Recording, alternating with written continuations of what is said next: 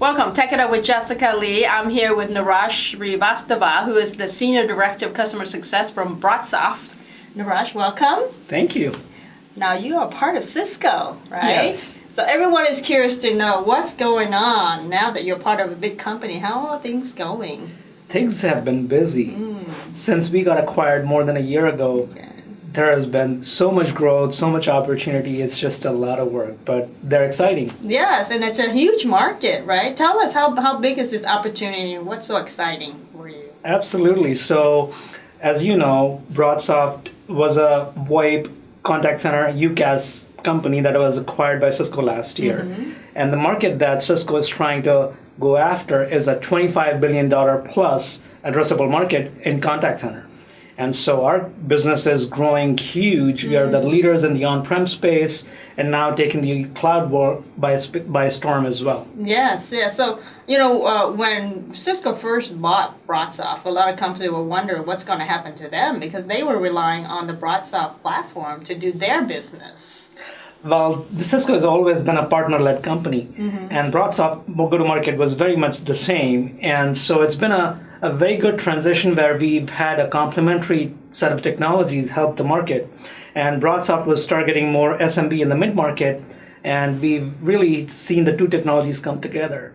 So we do see some of the transitions obviously affect existing customers where they feel like there's a bit of a tension there, but we've seen a very healthy transition over the course of the past year. Broadsoft itself is $500 million in revenue trending. That's right. But you focus specifically on the contact center, Sure. the cloud part.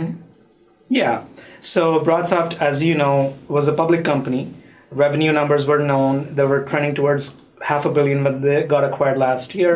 As we have merged, now we are part of the collaboration business unit within Cisco. Okay. And the collaboration business unit is a large business unit with more than $5 to $6 billion in revenue a year. And a big portion of that is subscription revenue, which is one of the largest subscription revenues, by the way, across other industries. So it's a really big growth engine for Cisco today. But I'm surprised that you have only 20 plus people in your team, given that it is a very big amount of revenue that you're responsible for retaining. So the specific revenue for a contact center is smaller, but still the go-to-market has always been a partner-led for Cisco and Broadsoft. Okay.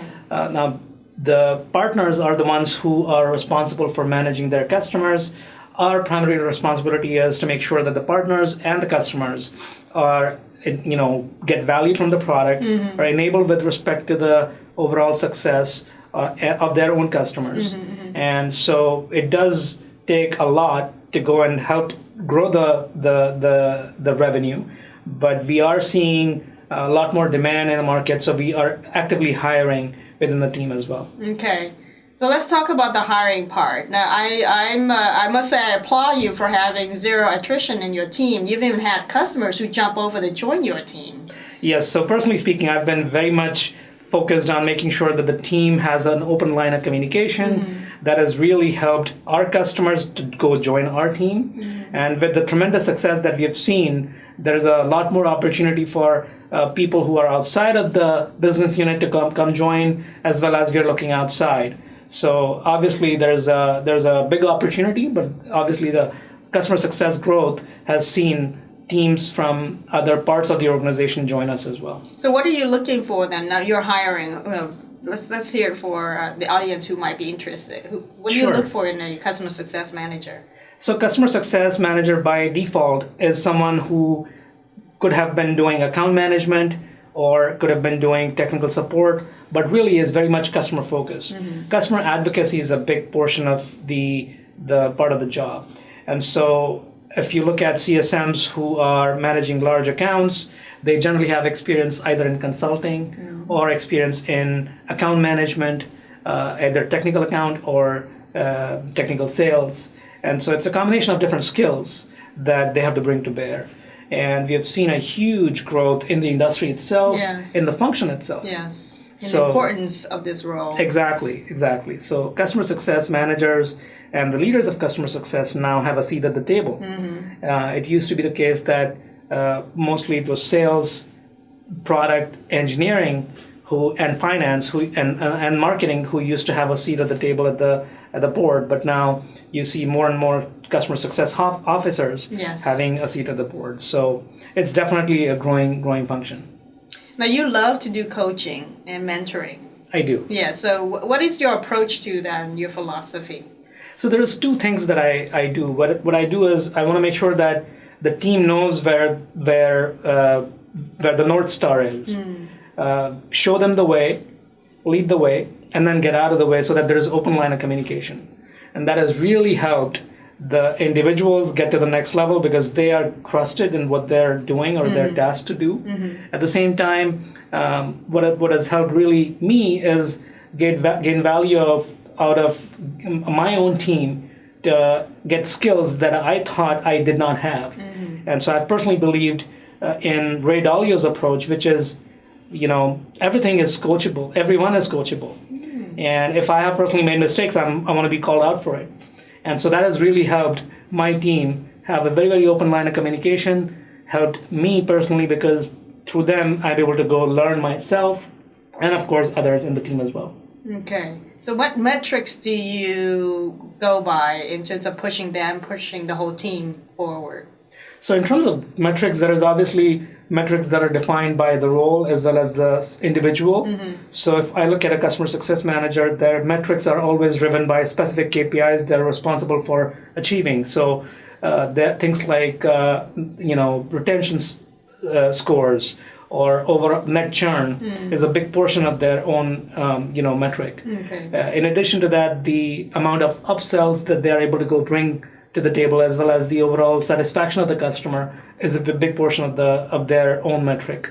Now, depending upon the segment of the customer they're serving, their metrics may be different in terms of percentage retentions, but the goal for the CSM is always to make sure that the customer is happy with the product and they're able to go and retain them and the customer is satisfied. What about revenue growth? Do they measure also on revenue? So that used to be the case when we were at BroadSoft, but now as we're getting merged into Cisco, those metrics are in the process of changing. And so we were responsible for both renewals as well as upsells in my team, but now we're transitioning those responsibilities to sales. Okay, excellent. Yes. I want to talk about career advice because you've been with the company. You came from actually Deloitte Consulting, and then you shifted in this area.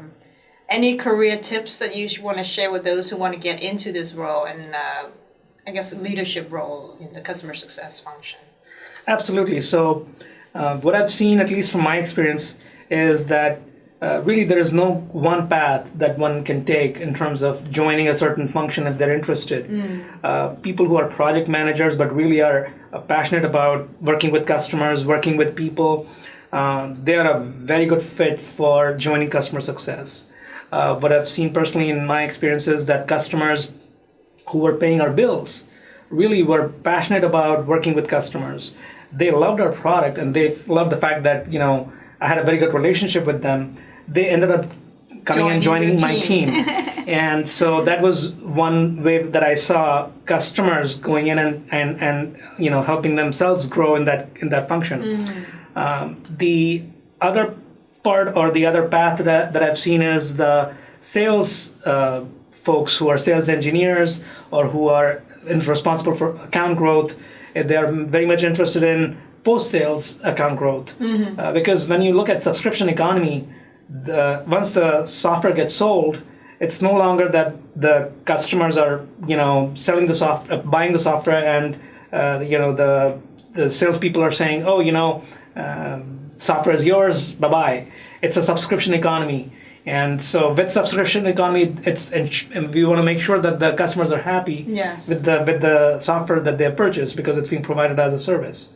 And so sales managers are more and more stepping into customer success roles. Yes. So let's talk about the challenges because I think it's actually a great role. You wear many hats. You do the support to make sure clients are happy, but at the same time you focus on company growth to make sure that you retain and grow that client. So I think it's a great job. But what are some of the challenges that customer success teams face, especially in this fast-paced, dynamic contact center that's moving to the cloud? Absolutely. So there's at least two things that I can see, which are very much a day-to-day challenge or opportunity, whichever way you want to look at it, which is making sure that there is a fine balance between the customer's needs and what the product can offer. And so it's a very delicate balance that customer success managers have to play, because a lot of times the customer's needs are driven by what they may have purchased prior to adopting a certain product. So, for example, if they are transitioning from another solution to ours, they have a certain set of ideas in mind of how a certain product works, or they have a certain set of requirements, and they always try to fit themselves, to put it in simple words, a square peg in a round hole. And it never really works that way. You're talking about like from prem to the cloud? From prem to cloud, migration. or cloud to cloud. Or cloud to cloud. Because certain features may not be available, or certain requirements may be met in a certain different way. And so this customer success manager's key responsibility day to day is to make sure that if the product doesn't have those features, that they work with the product team to ensure that the customer's feedback is provided, and at the same time work with customers to ensure that their requirements are met.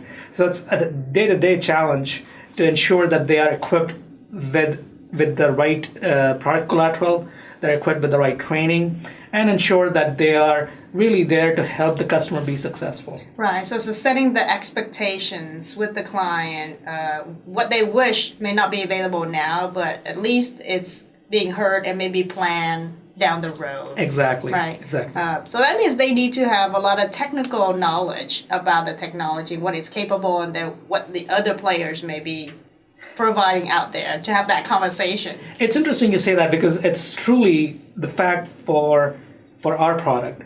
Now, it may not necessarily be the case for other products, because their product is really very much, requiring 3 clicks and you're done.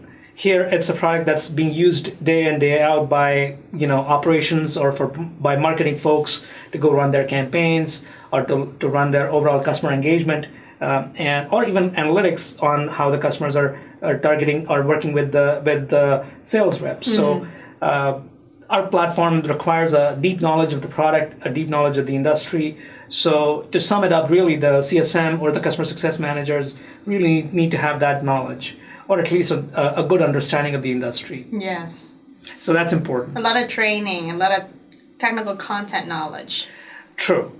And a lot of industry knowledge as well. Yes, that's very helpful. And competitive knowledge too. Absolutely. Is that something you also have to do as part of customer success, is the competitive landscape and knowing the technical function features of other players? Sure, absolutely. We have to be always up to speed on what the other players are looking at, because one of the things that you would have heard of in sales parlance is objection handling. Yes. Where you go out in the field and you say our product does X, whereas the customer says, oh, by the way, your competition has Y, and there's this set of battle cards that you come up with, and you say, by the way, we can do X, but at the same time we can do this to make Y. And so the CSN teams really need to be equipped with those objection handling, and they work very closely with our product teams to have those battle cards available. Very interesting. I mean, that's something salespeople definitely are trained. Right. But this is the first time I'm hearing that customer success managers are also trained to handle all the sales objections. Sure. Because once the product gets sold, a lot of times the person who made the decision versus the person who's actually using the product may not have alignment in terms of what the product could offer or how the product behaves. And so day-to-day functioning of the product, the questions that come back from users have to be really met with objections, or with proper coaching, so that the customer understands that they did invest in the technology and they are getting value out of it. Right. Fascinating. Well, it's been a great conversation, Neeraj. Absolutely. I appreciate you sharing your thoughts from this customer success point of view in the contact center in the cloud. Sure, absolutely. It's been a pleasure, and thank you so much for having me. And we wish you to come back and share a lot more, because I know that there's been a fast adoption migrating from on-prem to the cloud. I would love to. This is a seeing- huge transition going on right now. And as you can imagine, as we talked before the show, the transition from on-prem cloud is just starting. Yeah. And it's going to grow at a tremendous pace over the course of the next few years. Okay. Looking forward to another chat soon. Absolutely. Thank you so much. Thanks to those who are watching Take It Up with Jessica Lee.